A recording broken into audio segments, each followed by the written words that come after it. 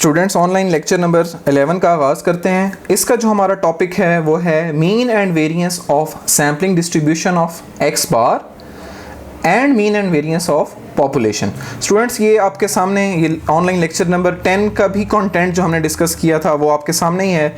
चूँकि वो इस लेक्चर में भी यूज़ होना है लिहाजा इसको हम साथ साथ डिस्कस करेंगे। तो सबसे पहले जो हमने चीज़ डिस्कस करनी है वो है mean of sampling distribution of x bar. Students ये आपके सामने हमने जो सैम्पलिंग डिस्ट्रीब्यूशन ऑफ एक्स बार बनाया था, अब हमने क्या करना है कि इस सैम्पलिंग डिस्ट्रीब्यूशन का मीन फाइंड करना है।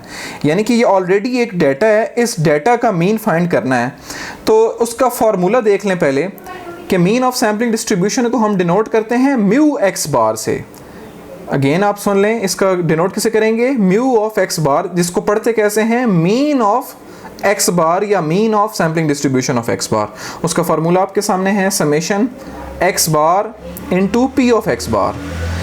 यानी कि ये जो आपने लेक्चर नंबर 10 में सैम्पलिंग डिस्ट्रीब्यूशन बनाई थी उसमें एक्स बार और पी ऑफ एक्स बार के कॉलम्स मौजूद हैं।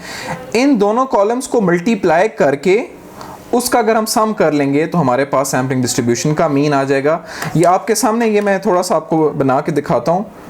X bar into p of x bar, ये किस तरीके से होगा कि आपने इस कॉलम को और थर्ड कॉलम को आपस में मल्टीप्लाई कर देना है और पहली वैल्यू से सेकंड से तो कॉरेस्पॉन्डिंगली टेबल कंप्लीट होगा। तो 2 को जब 1/16 से आप मल्टीप्लाई करेंगे तो ऊपर न्यूमरेटर मल्टीप्लाई हो जाएगा और 2/16 आ जाएगा। इसे 3 2s आर ये 6/16, 4 3s आर 12/16, इसी तरह ये 20/16 और फिर 18/16 और 7 2s आर 14/16 और आखिर में 8 1s आर 8/16। ये आपने कॉलम कंप्लीट कर लिया। इस कॉलम का जो सम आएगा, जो टोटल आएगा, वो आपका मीन होगा सैम्पलिंग डिस्ट्रीब्यूशन का। ये आपके सामने उसका फॉर्मूला लिखा हुआ है। अगर आप इसी सैम्पलिंग डिस्ट्रीब्यूशन का वेरिएंस फाइंड करना चाहते हैं तो वेरिएंस फाइंड करने का फॉर्मूला आपके सामने है summation x bar square into p of x bar minus ये जो ऊपर हमने mu x bar summation x bar p of x bar का होल स्क्वायर।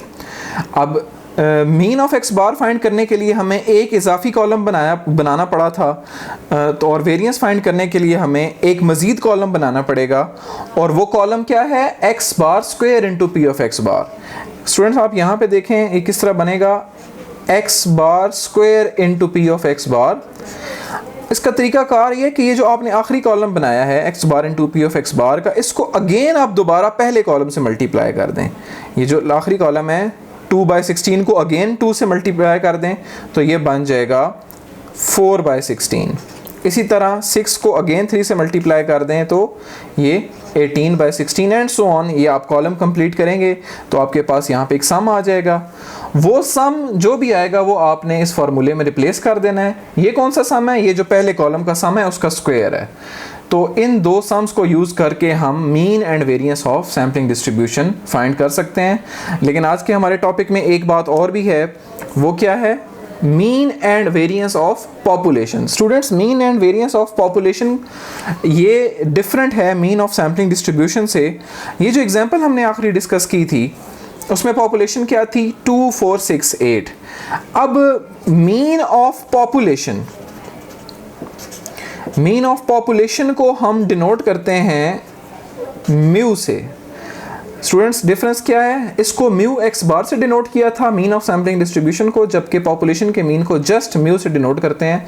और इसका फार्मूला क्या होता है कि आप तमाम वैल्यूज़, पॉपुलेशन की तमाम वैल्यूज़ को सम करके कैपिटल एन यानी कि पॉपुलेशन में